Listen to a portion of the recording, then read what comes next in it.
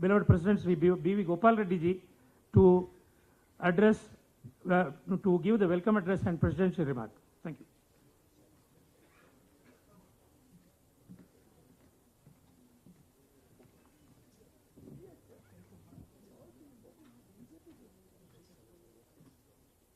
ಎಲ್ಲರಿಗೂ ನಮಸ್ಕಾರ. Sri Piyush Goyal ji, Honorable Union Minister of Commerce and Industry, Textiles, Consumer Affairs, Food and Public Distribution, Government of India. K. Sudhakar, Honorable Minister of Health, Family Welfare and Medical Education, Government of Karnataka. P.C. Mohan, Member of Parliament, Bangalore Central. And Ramesh Chandra-Loti, Senior Vice President, FKCCI. M.G. Balakrishna, Vice President, FKCCI. Trivikram Joshi, Skill Development Committee, FKCCI. I.S. Prasad, Immediate Past President, FKCCI. Kamal Bali, President, Director of Volvo Group of Companies, and the Chairman, CII, Southern Region. My dear esteemed Past President and members of FKCCI, honorable guests, present and friends from press and media, it is my pleasure to welcome the Honorable Minister Piyush Goyal ji for gracing today's interactive meeting. I extend a warm welcome to all of you present. Founded by Bharat Ratna Sri M. Vishweshwarya, eminent engineer and a statesman, the visionary once said, industrial or perish, emphasizes the importance of trade and development of industries, which brought in early awareness about the impact of trade and commerce. On behalf of FKCCI and self, I would like to congratulate and thank you on excellent international policy which addressed to promote ease of doing business, boost of the exports, mobilize each district and achieve the potential of an export hub and make amendments in a persistent trade imbalance by improving the diplomatic service and the manufacturing sector, thereby positioning India in the top 5 countries. Sir, once again, we are thankful for EPGC amnesty scheme, which will help the exporters an opportunity to pay lower duty and interest and also continue doing the business in this schedule is being blessing to the exporter community. I would also like to take this opportunity to assure you that FKCCI will be in forefront in supporting the government on employment generation, social security and social upliftment of the marginalized classes. Today's meeting will be very significant on deliberating on various issues faced by the commerce and industry sector. Here in Karnataka, we have with us today Honorable Minister Sri Piyush Goyal ji. Along with him, we have Dr. Sudhakar, Honorable Minister and Honorable Minister of Health, P.C. Mohan, Member of Parliament, and K.C. Naga, she is not there. Sir, Karnataka was the first state to introduce a state-specific industrial policy from 1983, the first state to formulate the state-level export promotion policy and become the aerospace hub. It was also a first state to come out with a 10-year specific aero policy and a pharmaceutical policy, and one of the first to release a state startup policy.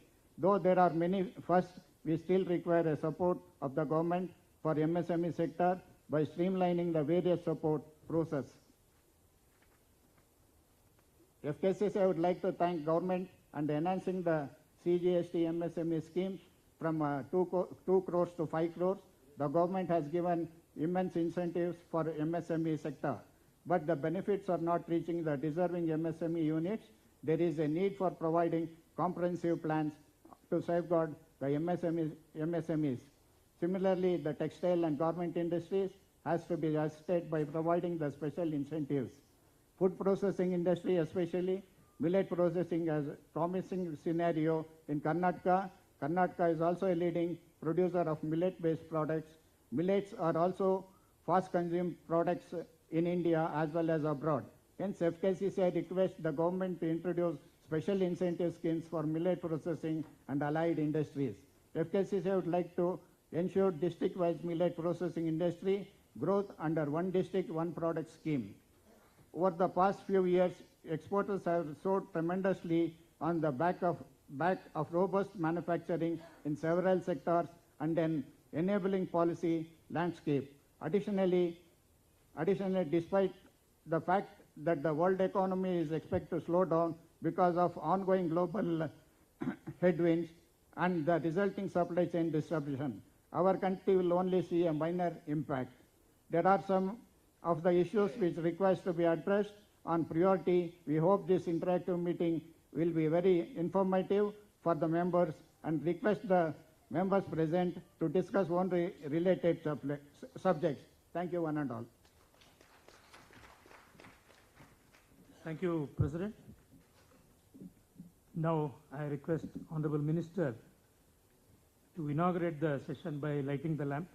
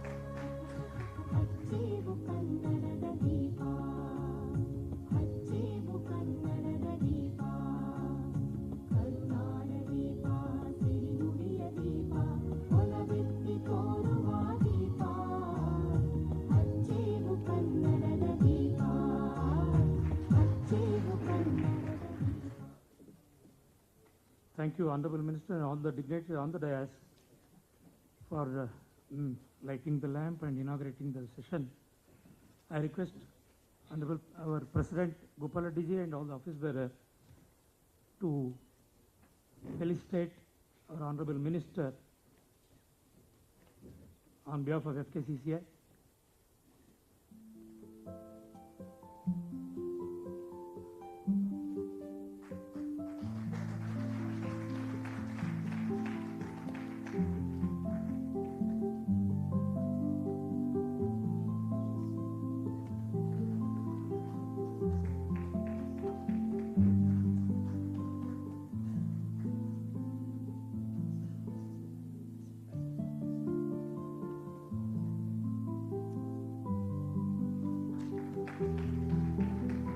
I request President to felicitate our beloved Minister of Karnataka Government, Dr. K. Sudhakar sir.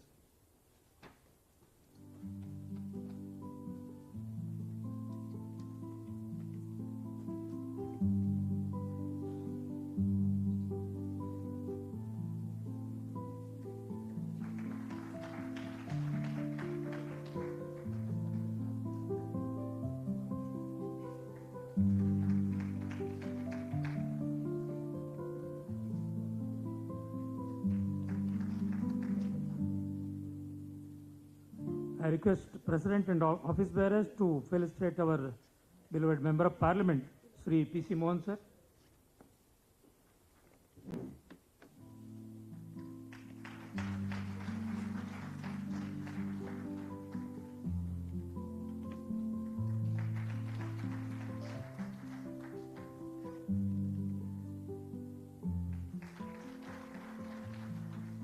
Thank you, President and all the office bearers.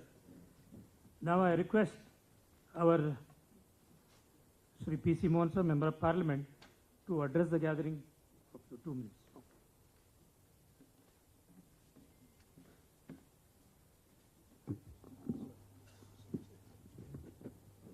ಎಲ್ಲರಿಗೂ ನಮಸ್ಕಾರ. ಇವತ್ತಿನ ಈ ಒಂದು ಚುನಾವಣೆ ಸಂದರ್ಭದಲ್ಲಿ ಏನು election manifesto ಮಾಡ್ತಾ ಇದ್ದೀವಿ, ಈ ಕಾರ್ಯಕ್ರಮಕ್ಕೆ ದೆಹಲಿಯಿಂದ ಆಗಮಿಸಿರುವಂತಹ ನಮ್ಮ ಕೇಂದ್ರ ಮಂತ್ರಿಗಳು, ಹಿರಿಯರು ಆದಂತಹ ಶ್ರೀ ಪಿಯೂಷ್ ಗೋಯಲ್ಜಿರವರೇ, ಕರ್ನಾಟಕದ ಆರೋಗ್ಯ ಸಚಿವರು, ಆತ್ಮೀಯರು ಆದಂತಹ ಡಾಕ್ಟರ್ ಸುಧಾಕರ್ ರವರೇ, FKCCIನ ಅಧ್ಯಕ್ಷರು ಆತ್ಮೀಯರಾದಂಥ ಗೋಪಾಲ್ ರೆಡ್ಡಿರವರೇ, ಬಾಲಕೃಷ್ಣರವರೇ, IS ಪ್ರಸಾದ್ ರವರೇ, ರಮೇಶ್ ಚಂದ್ರರವರೇ,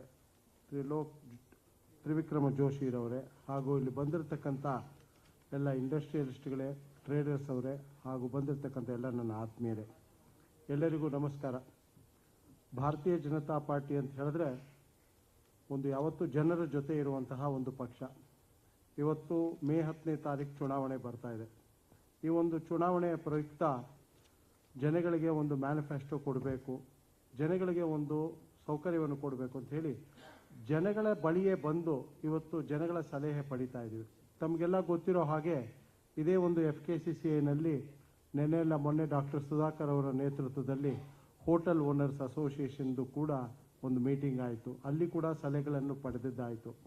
ನಿನ್ನೆ ನಿರ್ಮಲಾ ಸೀತಾರಾಮನ್ ಅವರು ಕೂಡ ಟ್ಯಾಕ್ಸ್ ಪ್ರಾಕ್ಟಿಷನರ್ಸು ಮತ್ತು ಬೇರೆ ವಿವಿಧ ಸಂಘಟನೆಗಳ ಜೊತೆ ಕೂಡ ನಿರ್ಮಲಾ ಸೀತಾರಾಮನ್ ಅವರು ಒಂದು ಇಂಟ್ರಾಕ್ಷನ್ ಸೆಷನ್ ಕೂಡ ಮಾಡಿದರು. ಇವತ್ತು ಟ್ರೇಡರ್ಸು ಮತ್ತು ಇಂಡಸ್ಟ್ರಿಯಲಿಸ್ಟ್ಗಳ ಜೊತೆ ಇವತ್ತು ಪಿಯೂಷ್ ಗೋಯಲ್ ಜಿ ಅವರು ಮತ್ತು ಸುಧಾಕರ್ ಅವರು ತಮ್ಮ ಜೊತೆ ಒಂದು ಇಂಟ್ರಾಕ್ಷನ್ ಸೆಷನ್ ಇದೆ. ಇವತ್ತು ನಮ್ಮ ಭಾರತೀಯ ಜನತಾ ಪಾರ್ಟಿ ಏನೊಂದು ಎಲೆಕ್ಷನ್ ಇರೋದ್ರಿಂದ ಸುಮಾರು 224 ಕ್ಷೇತ್ರಗಳಲ್ಲೂ ಕೂಡ ಈ ತರಹ ಎಲೆಕ್ಷನ್ ಮ್ಯಾನಿಫೆಸ್ಟೋ ಏನೇನು ಬೇಕು ಅಂತ ಹೇಳಿ ಕ್ಷೇತ್ರದ ಅನುಗುಣವಾಗಿ ಮಾಡಲಿಕ್ಕೆ ಎಲ್ಲರ ಹತ್ರ ಕೂಡ ನಾವು ಸಲಹೆಗಳನ್ನು ತಗೊಳ್ತಾ ಇದ್ದೀವಿ.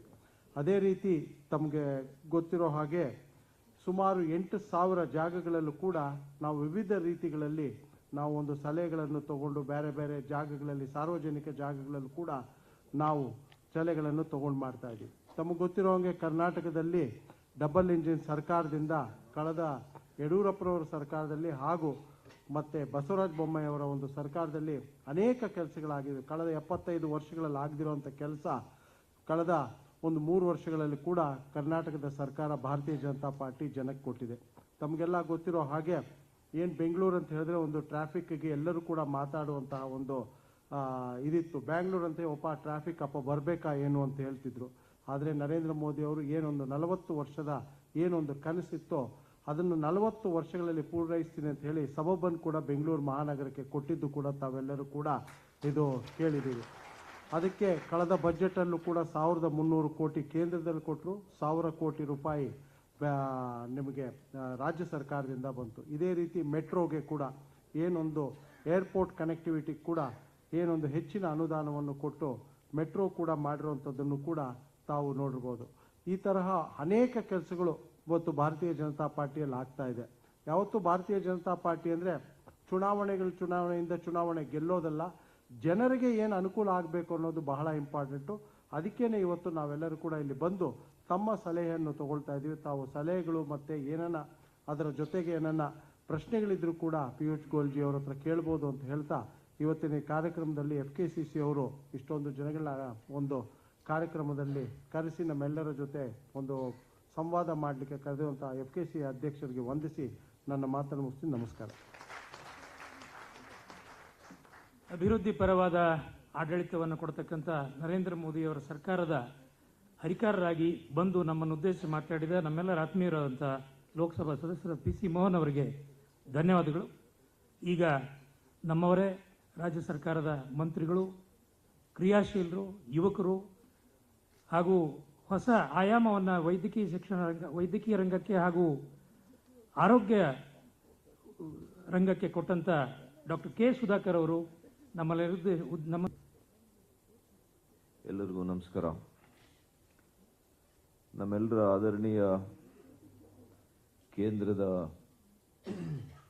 ವಾಣಿಜ್ಯ ಹಾಗೂ ಇವತ್ತು ಕೈಗಾರಿಕೆಯ ಸಚಿವರು ಶ್ರೀ ಪಿಯೂಷ್ ಗೋಯಲ್ ಜಿ ಅವರೇ, ನನ್ನ ಅತ್ಯಂತ ಆತ್ಮೀಯರು, ಬೆಂಗಳೂರು ಕೇಂದ್ರ ಸಂಸದರು ಆಗಿರ್ತಕ್ಕಂಥ ಶ್ರೀ PC ಮೋಹನ್ ಜಿ ಅವರೇ, ಶ್ರೀ ಡಾಕ್ಟರ್ BV ಗೋಪಾಲ್ ರೆಡ್ಡಿ ಅವರೇ, FKCCIನ ಅಧ್ಯಕ್ಷರು, ಶ್ರೀ MG ಬಾಲಕೃಷ್ಣ ಅವರೇ, ನಮ್ಮ ಸ್ಕಿಲ್ ಡೆವಲಪ್ಮೆಂಟ್ ಕಮಿಟಿಯ ಅಧ್ಯಕ್ಷರು ಶ್ರೀ ತ್ರಿವಿಕ್ರಮ್ ಜೋಶಿ ಅವರೇ, IS ಪ್ರಸಾದ್ ಜಿ ಅವರೇ, ಕಮಲ್ ಬಾಲಿ ಅವರೇ, ವೇದಿಕೆ ಮೇಲೆ ಉಪಸ್ಥಿತಿರುವ ಎಲ್ಲ ನನ್ನ ಆತ್ಮೀಯರೇ, ಈ ಒಂದು ಸಂವಾದ ಮತ್ತು ಪ್ರಣಾಳಿಕೆಯ ಭಾಗವಾಗಿ ಇವತ್ತು ಸಲಹೆಗಳನ್ನು ಸಂಗ್ರಹ ಮಾಡಲಿಕ್ಕೆ ನಾವು ಬಂದಿದ್ದೇವೆ, ಸಲಹೆಗಳನ್ನು ಕೊಡಲಿಕ್ಕೆ ತಾವು ಬಂದಿದ್ದೀರಿ. ಅದಕ್ಕೆ ನಿಮಗೆಲ್ಲ ಕೂಡ ಈ ಕಾರ್ಯಕ್ರಮಕ್ಕೆ ಮೊದಲು ನಿಮಗೆ ಸ್ವಾಗತ ಮತ್ತು ಅಭಿನಂದನೆಯನ್ನು ಸಲ್ಲಿಸ್ತಾ ಮಾಧ್ಯಮ ಗೆಳೆಯರೇ, ಇವತ್ತು from being called as fragile five, becoming a fifth largest economy in the world, our beloved Prime Minister Sri Narendra Modi ji has transformed India in the last 9 years. In his recent address to the Parliament, Prime Minister was saying, today the world is looking at India for its prosperity. I would like to add, it's not an exaggeration, I'm sure you'll agree with me if I say that, India is looking at Karnataka for its prosperity. We are really fortunate as Kannadigas because those who are born in this land, the seeds of development, the progress and prosperity were sown centuries ago.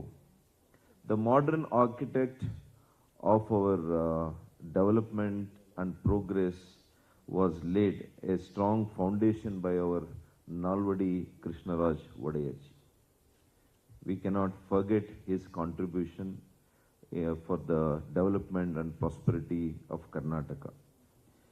I would like to quote from Diwan Sir Mirza Ismail in his book My Public Life. He said, "We are very proud of the products of these factories. Mysoreans wash themselves using Mysore sandal soaps and they dry using the Mysore towels. And similarly, they also clothe themselves in Mysore silks, ride Mysore horses, eat the abundant Mysore food, drink Mysore coffee using Mysore sugar, equip their houses with Mysore furniture, light them with Mysore lamps, and write their letters on Mysore paper." So,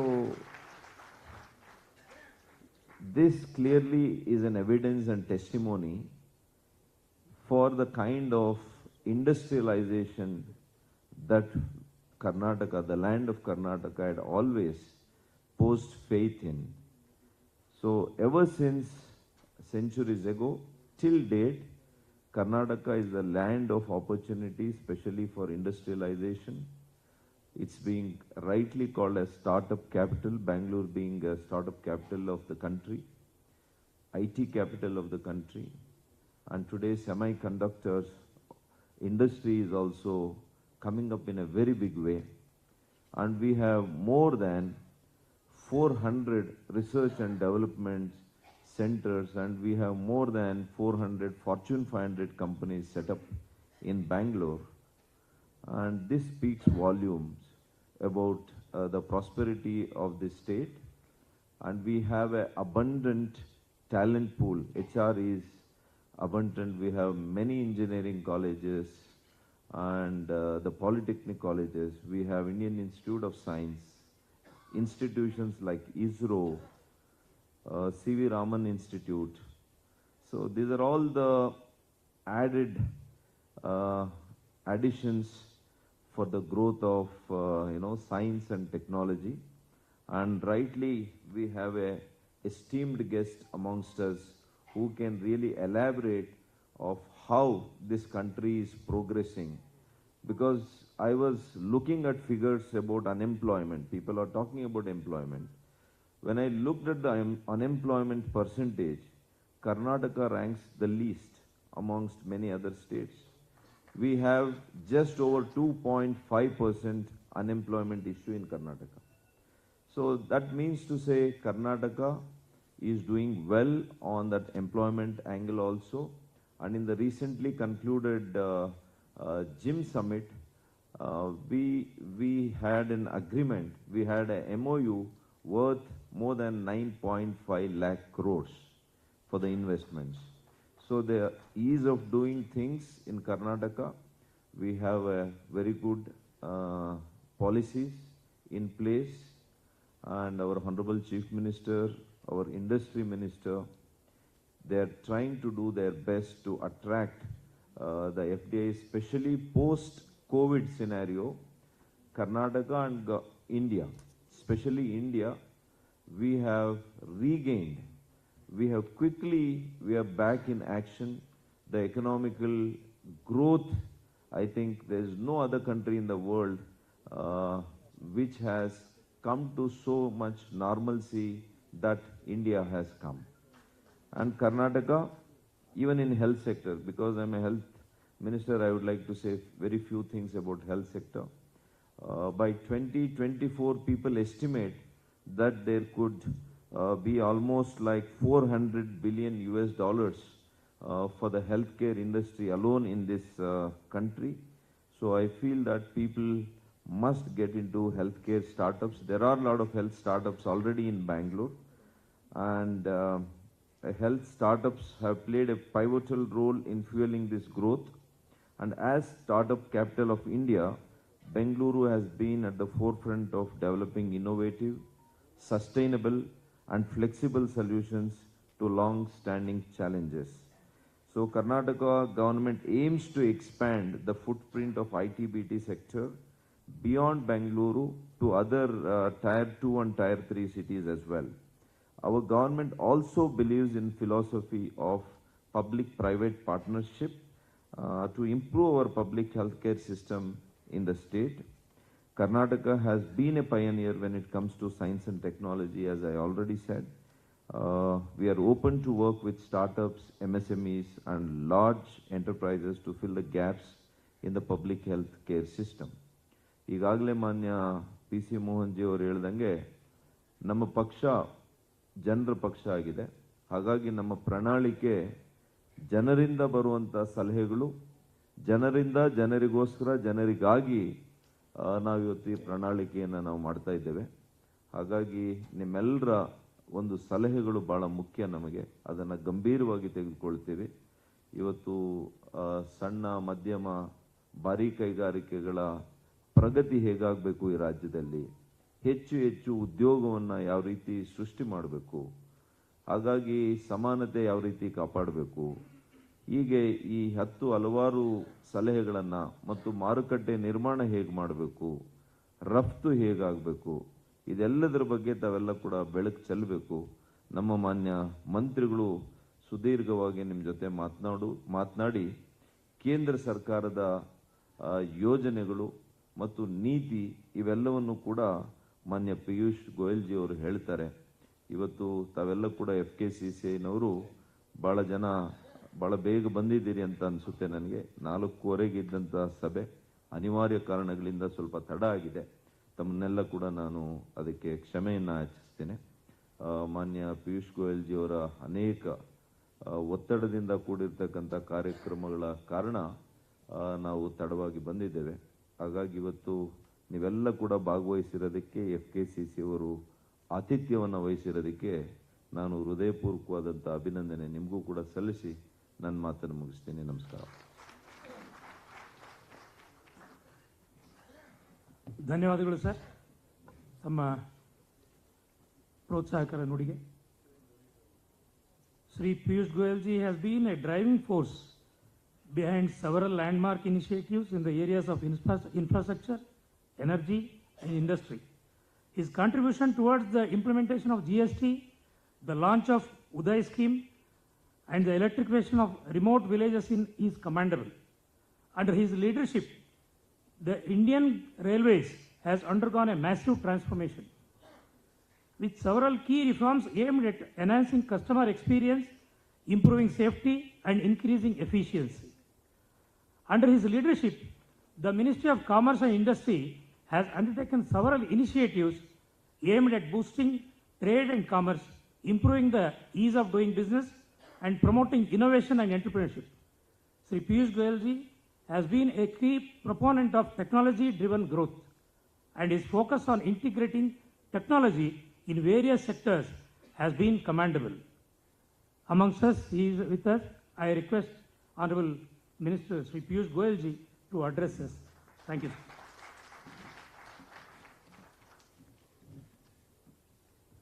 Thank you very much, Mr. Joshi. Mr. Gopala Reddy, the President of the FKCCI, Dr. Sudhakar, Honorable Health Minister, Government of Karnataka, my colleague in the Parliament, Shri P.C. Mohan, Member of Parliament, Shri Ramesh Chandra Lahoti, Senior Vice President of FKCCI, Shri N.G. Balakrishnan, Vice President, FKCCI, Dr. C.I.S. Prasad, Immediate Past President, Mr. Lokraj, Secretary General, FKCCI, all the distinguished office bearers, senior leaders of industry, captains of industry from Nama Bengaluru,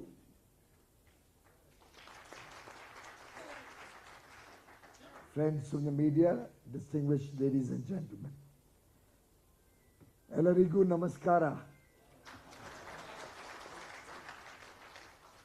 Always a delight to come to this beautiful city. It's so vibrant, ever evolving, full of dynamism, full of new ideas, and enthusiastic about the future of Bengaluru, about the future of Karnataka, and obviously all of this for a better future for our motherland, Bharat.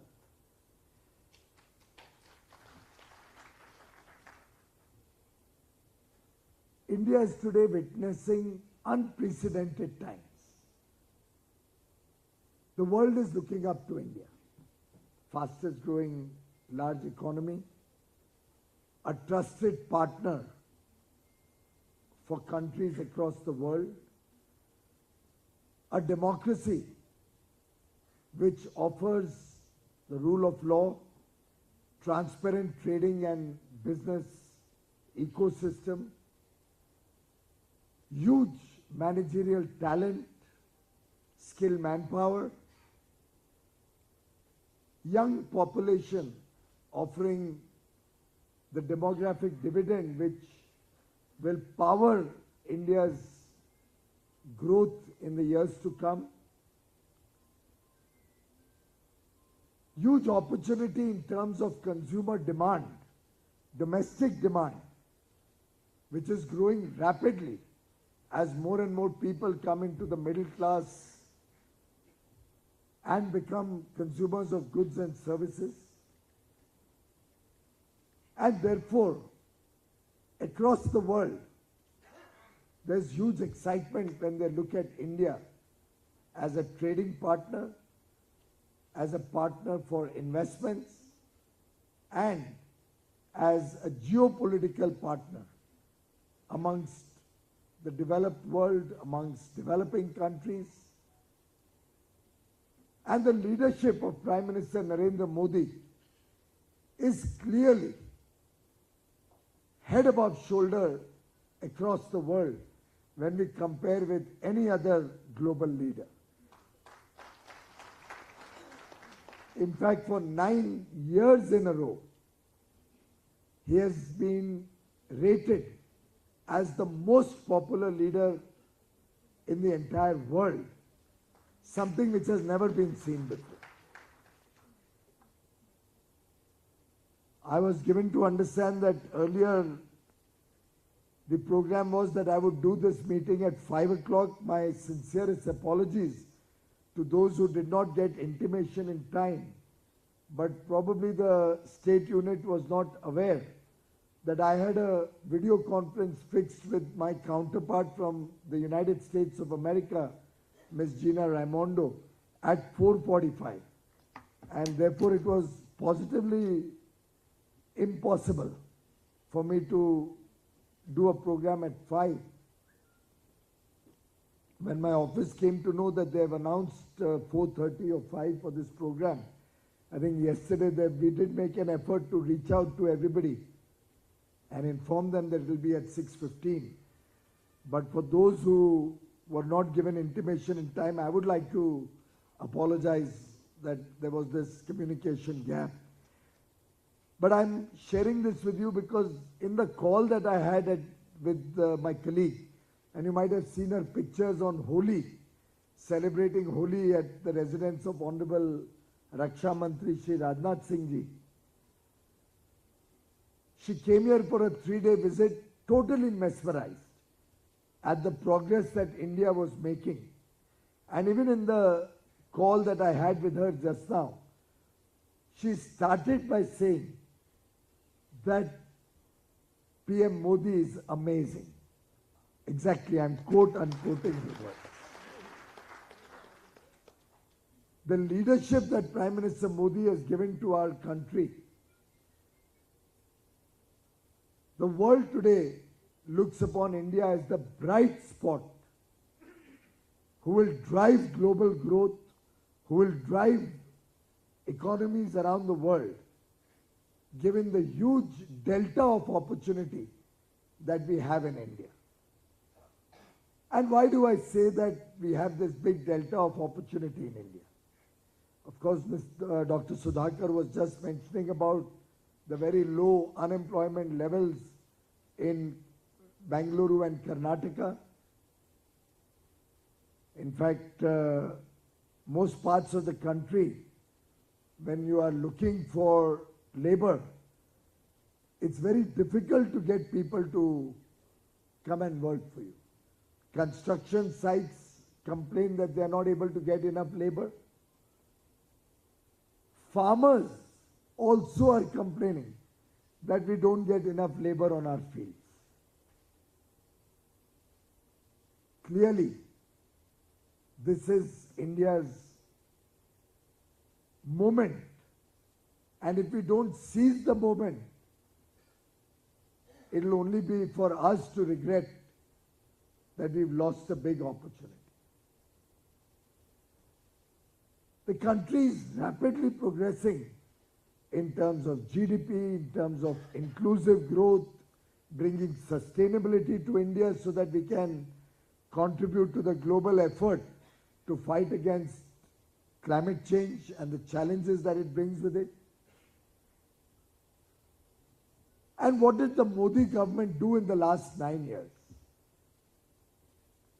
We created a strong macroeconomic fundamental foundation on which the country can grow for decades in the future. Today, we have amongst the lowest inflation in the world. Our currencies, relative to most currencies, strengthened. Most other currencies have depreciated far more steeply to the US dollar. We've had our fair share of depreciation, but still moderate. Countries which used to have 1 or 2% inflation are grappling with double-digit inflation. Food inflation in UK was last reported to be 11.5%. India, which traditionally had double-digit inflation, has seen the lowest inflation in 9 years of Modi government, between 4.5–5%. Despite the current crisis in the world, the Ukraine-Russia war and all the other difficulties that even developed nations are facing, our inflation is still in the 6–6.5% band. So much so that the Reserve Bank of India governor yesterday, complimenting the collective efforts of Government of India and of course the regulators, has decided to maintain policy rates and not increase them, while most other developed nations are increasing their interest rate. It's a big thumbs up for the Indian economy and good sign, good signal for Indian industry. And Prime Minister Modi, while strengthening the economy and the fundamentals of the economy, has looked at a holistic, inclusive vision. The last 9 years, inflation has been low. We've seen record foreign direct investments for 7 years in a row until 2022, March 2022. exports are growing. I'm sure you are aware that 2 years ago, our exports were $500 billion. In the year 21-22, from 500 billion, it grew to 676 billion in 1 year's time. That is almost 50 lakh crores. In the year 22-23, and while we are celebrating the 75 years of India's independence, Azadi Ka Amrit Mahotsav, it is appropriate that our exports crossed the very important landmark of $750 billion.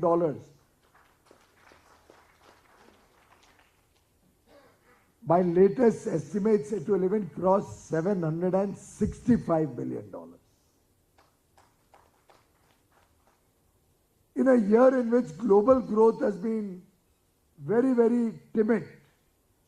In fact, the World Bank or IMF outlook talked about international trade at about 1% last year. India has grown from 676 to nearly $765 billion. Nearly $100 billion growth in a very difficult year. And mind you, it's not only services. Goods, merchandise exports has also grown, and services exports has also grown. And Bengaluru can be very proud of the fact that our services exports, which was $206 billion in 2021, it was $206 billion in 2021, grew to $254 billion in 21-22, and is expected to be over $320 billion in the year just gone by. So in a short span of 2 years, you saw goods grow from 294 to nearly 450 billion, and services grow from 206 to over 320 billion. That's the scorching pace in which our international engagement is growing. Our foreign exchange reserves are robust. While many countries are facing a crisis of foreign exchange, India has over $575 billion of foreign currency reserves. I think this will be enough even for the next 5 or 6 years, even without adding any more foreign exchange, which of course is not going to happen. We'll keep adding more and more investments. We'll keep promoting exports of goods and services. We'll have foreign investments in the stock market, FII investments coming in. We'll have investments in the startup ecosystem. Remittances have crossed $100 billion.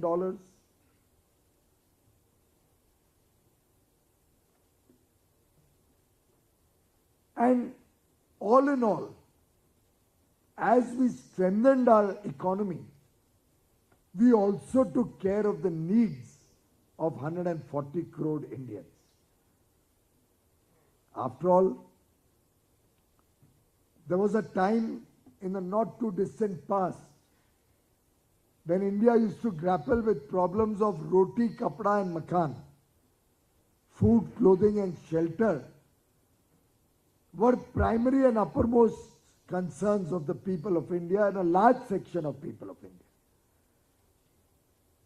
Education was not universal. Crores of our young boys and girls were not getting an opportunity to receive quality education. Healthcare was a matter of privilege. If in a poor person's family somebody fell sick, his ability to provide him quality health care, his ability to fund his health care was very low. Very often the family's savings would go away to cure a patient in the family, or the family would be indebted in raising loans to maybe do a heart surgery or a kidney operation. Prime Minister Modi, who himself comes from very humble background, who has himself worked amongst the people as a karyakarta, as a social worker, as a small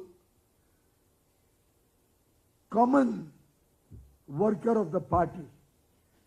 And we all know he has risen from the ranks. No privileged surname here. No distinctive godfathers. He's worked his way up the ranks through sheer dint of hard work and his capabilities.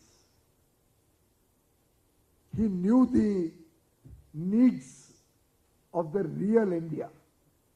Bharat की आवश्यकताओं को वो पहचानते थे.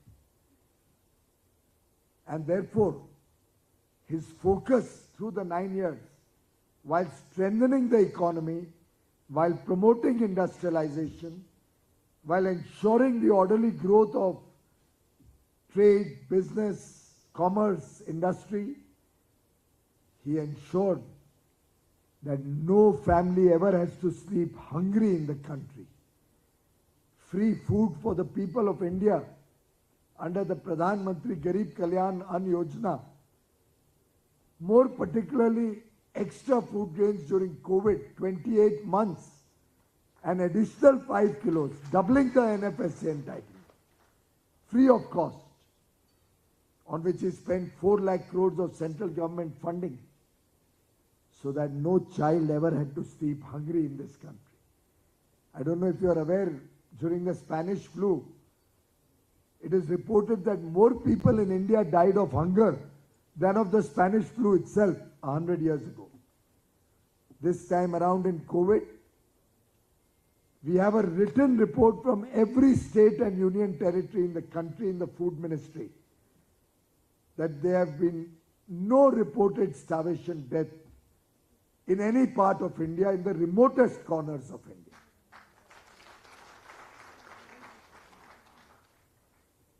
I remember as a young child when my mother used to take me to tribal areas, we used to be pained to hear that there were families who had maybe 1 or 2 saris in the family. And all the women folk of the family could not come out of their house at the same time for lack of clothing. It was a pitiable situation, unacceptable to any of us sitting here. Today, I don't think there is any part of the country where clothing is a problem. It's affordable, available, and across the country, you, business persons, have ensured the availability of clothing across the length and breadth of India.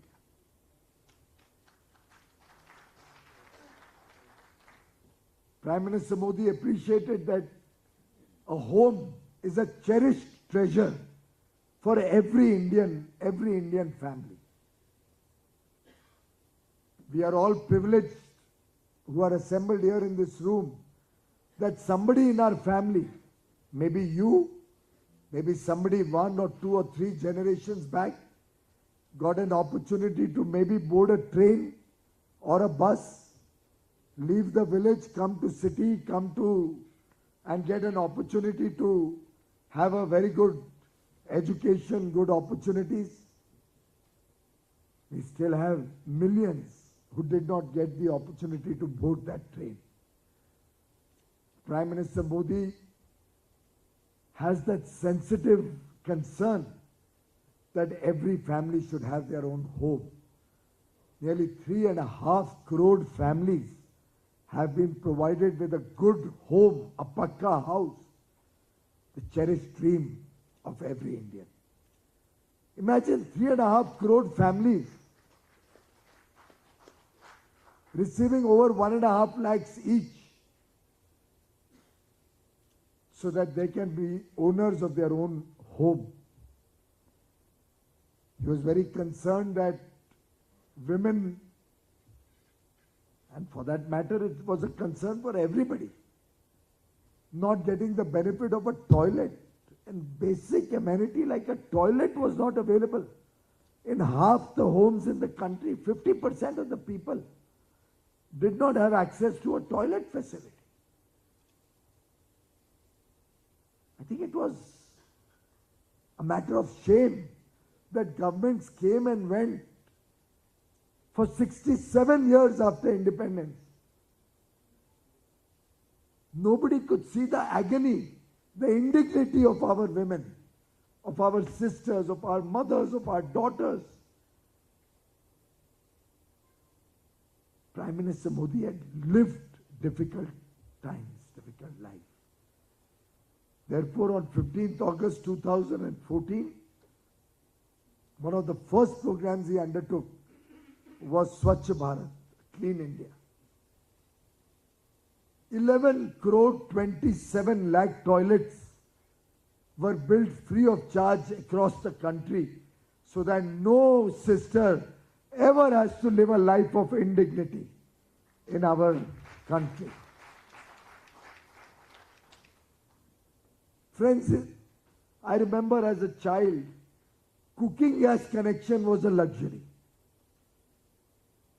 And half the country, and by that logic, half our homes had the traditional chula, coal or wood chula, because of which the ladies in the home who used to cook were taking in 400 cigarettes in their body worth of smoke, equivalent smoke.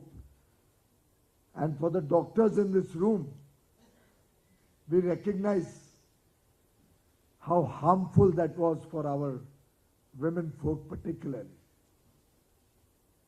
Today, nearly 99%, if not 100, have a cooking gas connection in their home. 11 crore additional cooking gas connections are there, free of charge. Ujala scheme. I remember I was sitting there on 15th August 2015,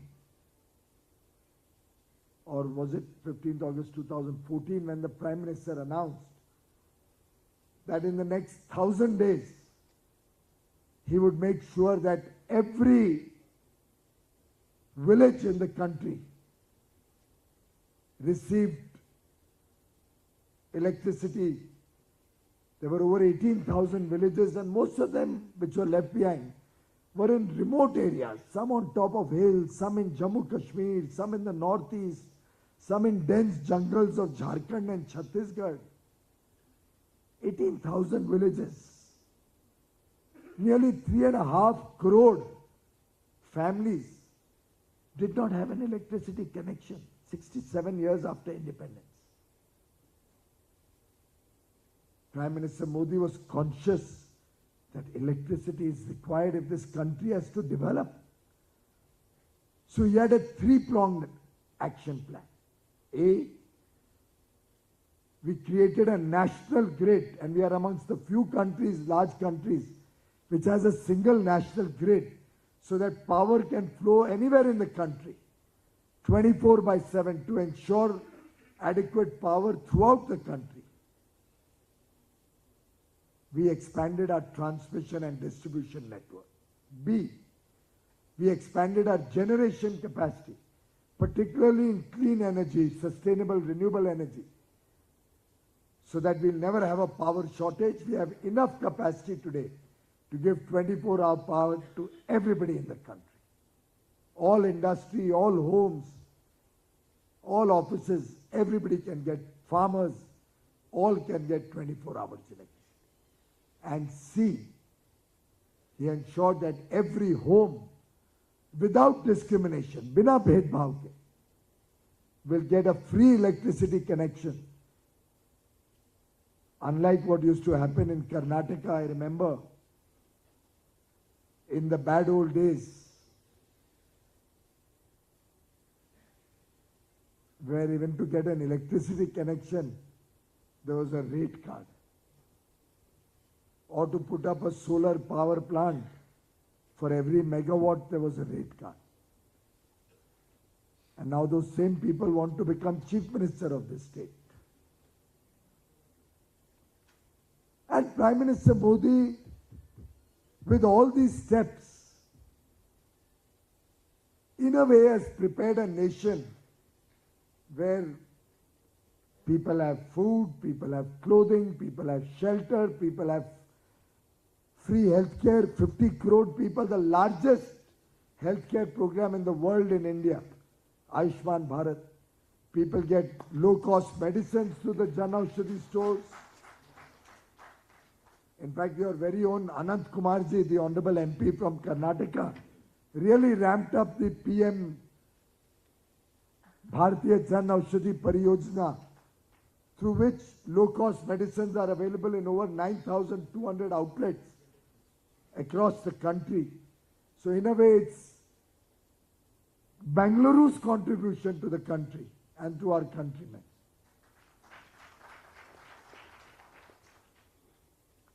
With all these basic needs taken care of, free education for all our young children,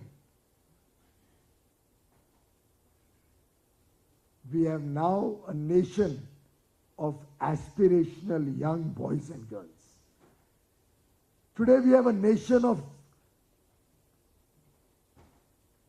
140 crore people aspiring for a better quality of life, aspiring for the good things of life. They want white goods, they want motorcycles, they want automobiles, they want cars, they want a good smartphone, they want laptops, they want digital connectivity.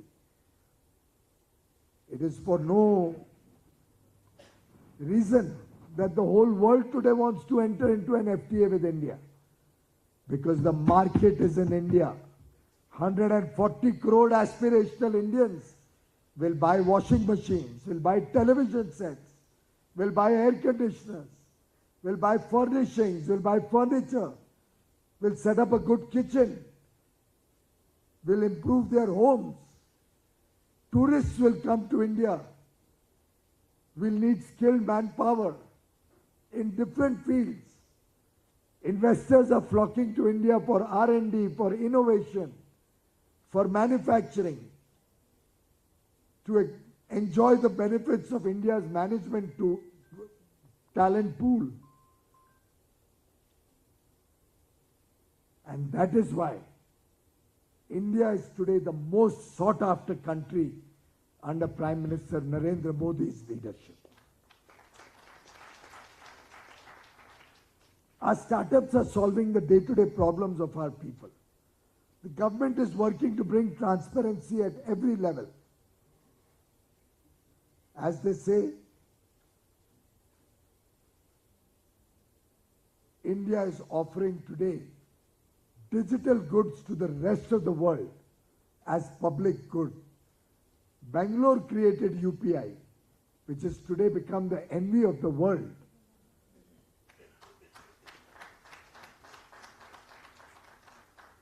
I'm told there were nearly 8 billion transactions on UPI within 1 month, as last reported. 8 billion. It's the highest ever in the world. It's more than China and the US combined we are doing in India. That is also Bengaluru's contribution to the world. ONDC, we are developing. It's in beta testing phase.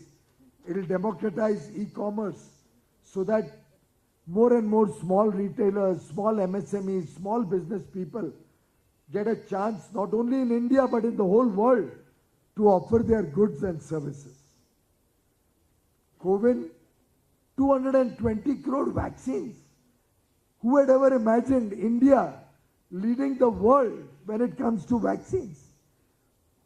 Whether it is developing our own indigenous vaccines, we develop more vaccines than any other country against COVID. And 220 crore free vaccines saved our people.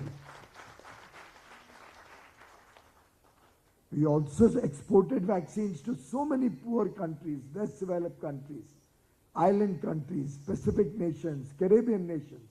our neighbors, Nepal, Bhutan, and all of them acknowledge that when they meet us. Because we have a sensitive Prime Minister who believes in Vasudhaiva Kutumbakam. The world is our family. And most of these vaccines were given to them free of charge.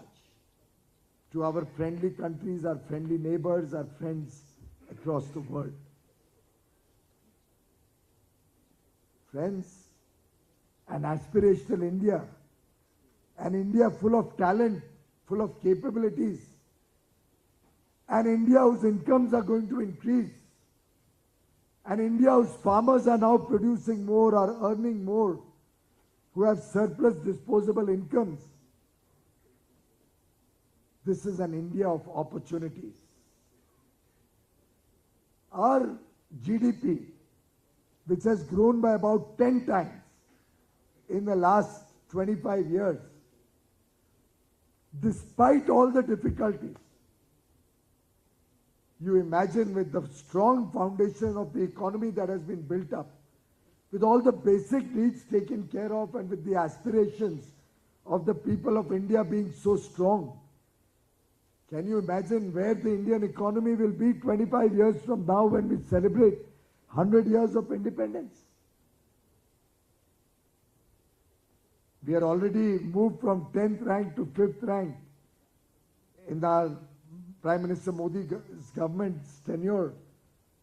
We'll move from 5th to 3rd in the next 4 or 5 years. But by 2047, when we celebrate 100 years of independence, India will be a developed nation. India will be a nation of an economy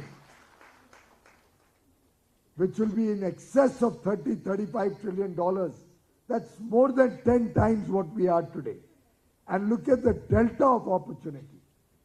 And this delta of opportunity is there for all of you to grab, for industry to grab. And we commit ourselves to provide a double-engine government in Karnataka. A government that will work hand in hand with the central government, converting all those MOUs in the global investor meet into action, into on-the-ground implementation, bringing good, transparent, digital, technology-enabled systems of good governance so that Karnataka also benefits from high technology which we are giving to the nation, where direct benefit transfer, where single window, national single window clearances, where online registrations, online approvals, online renewals, online income tax refunds come to your bank account directly, where over 300 schemes reach the people of India directly into their bank account through DBT, where we have one nation, one ration card, so that 80 crore Indians can get their food grains, free food grains, without a single rupee of corruption. We would like to see Karnataka get an absolute majority government of the BJP. Don't make the mistake you made last time. Don't leave us somewhere in between so that others can cheat the mandate of the people of Karnataka. A good, strong, single-party government with an absolute majority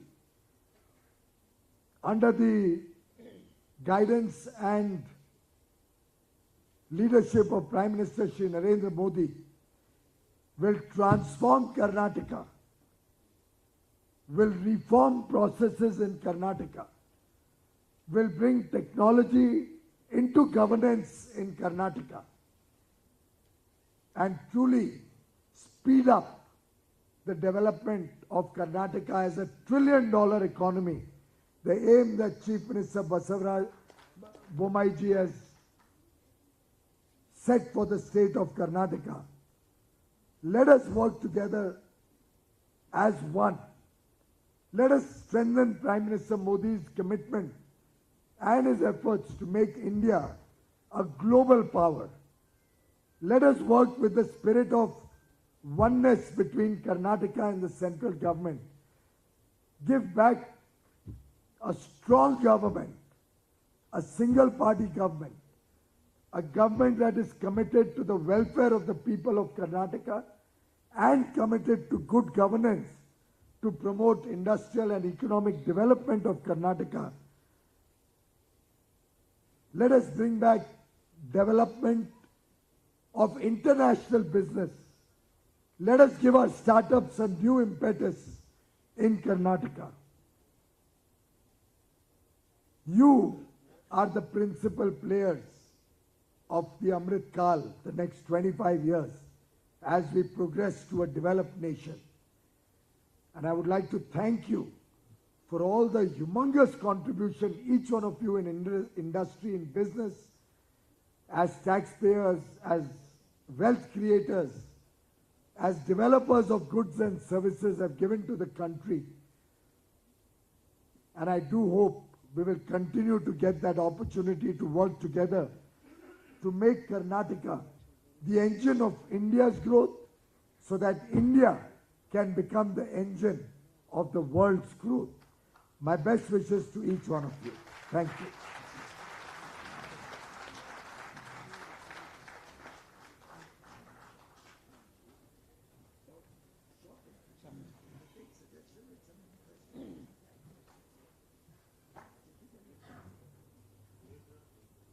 ಮಾನ್ಯ ಪ್ರಧಾನಮಂತ್ರಿ ಮೋದಿಯವರ ಕೈ ಬಲಪಡಿಸಿ